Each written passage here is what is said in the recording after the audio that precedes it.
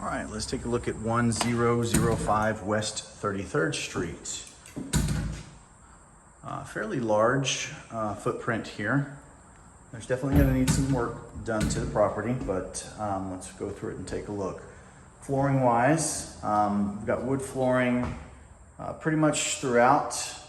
Looks to be in pretty good condition. It's that narrow board, much older.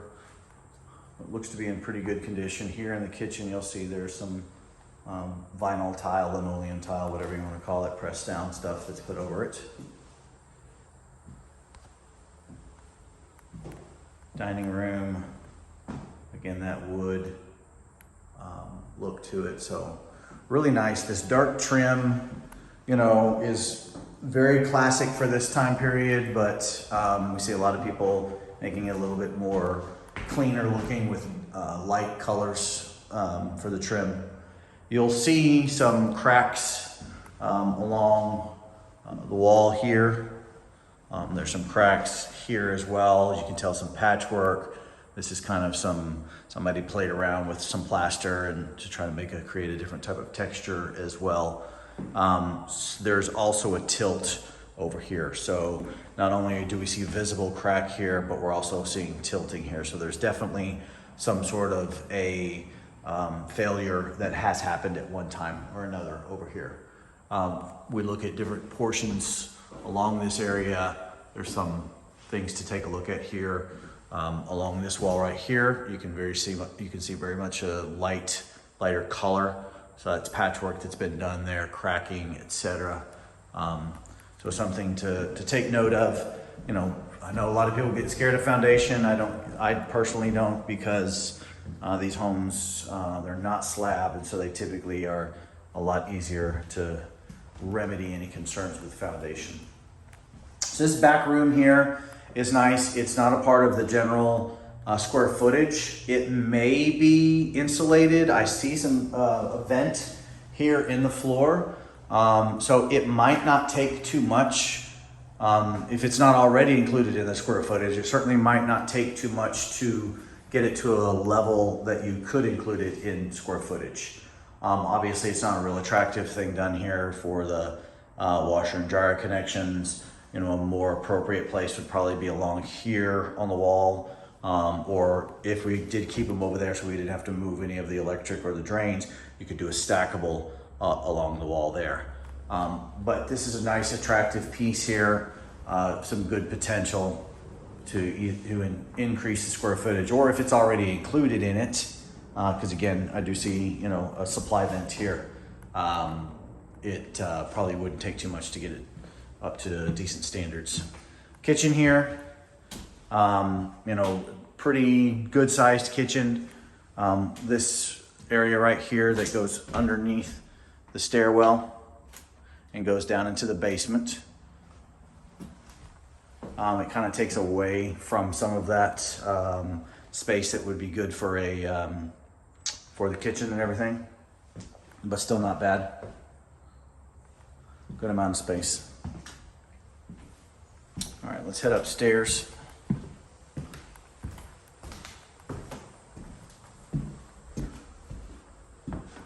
Really nice looking stairwell here. You can see this moves pretty good, so we're gonna have to stabilize that for sure.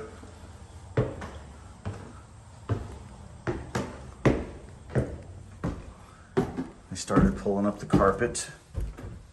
For some reason it stopped around here. All right, let's take a look at the 3 bedrooms and 1 bath that are up here. We'll go ahead and head to the bath first. Pretty large, nice, generous sized bathroom here. Certainly for a house like this. Find it interesting. So did they just put a wall up in front of the, yep. They added this up, so that was a full window there. Put this board up here and there, probably to help with the enclosure. So it was probably an old cloth tub or some other separate, and then they made an enclosure. There probably wasn't a shower head on it.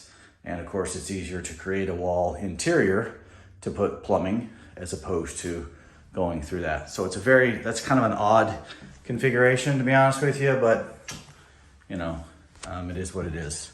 I think it's something that should be considered to redo. Back bedroom here, good sized, not bad condition.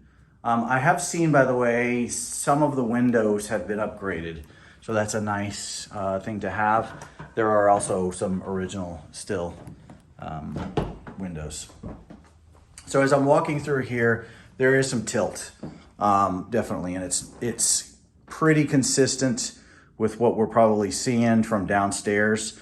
So again, there's probably been some sort of settlement, and that's not an optical illusion. It does significantly tilt down there. Even the roof tilts down here. So we've got some stuff that we want to take a look at, foundation-wise, structurally, etc. This front room, this is the third bedroom, quite small.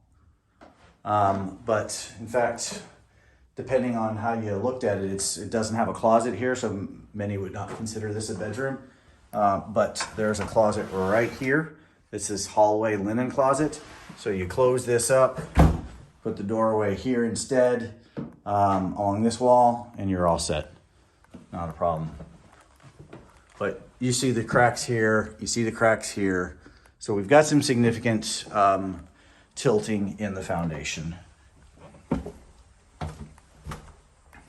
So that's obviously something to keep in your mind budget-wise when you're looking at this one. Let's take a look outside and see what we can see. Nice covered porch here. It hasn't been enclosed. Interesting thing is where this beam is and the material it's made of. So that's not original. That is definitely an addition afterwards. So it could speak to trying to bolster some sort of structural concerns at some other point. Again, could mean that the structural failure was from a long time ago and it was just fixed to the point of so it wouldn't continue to fail, as opposed to fixed to making it level again. Siding over here, you can see was at some point a significant amount of growth inside underneath the paneling. It's been cleaned out, so we'll want to make sure that we're taking a good look at all of that stuff, because if there is growth significant inside the house like this, that's something that could, dead or not, could cause some problems. Could have caused problems and could continue to cause problems. Let's see, that drip that you're seeing right there down to the ground is from the roof. We've got some good breaches up here. Not unexpected. It's been raining a lot the past day, so really not surprised at that, to be honest with you. Really nice, generous backyard here. A good cleanup of it would really increase the attractiveness of the property. You know, we're in a neighborhood, a little pocket area that it's got some pretty bad houses, but it's also got some really, really cool, nice ones. And I've seen a lot of work being done in the area. So you certainly don't have to worry about being the only game in town. All right, take a look at those numbers and let us know what you think. Thanks.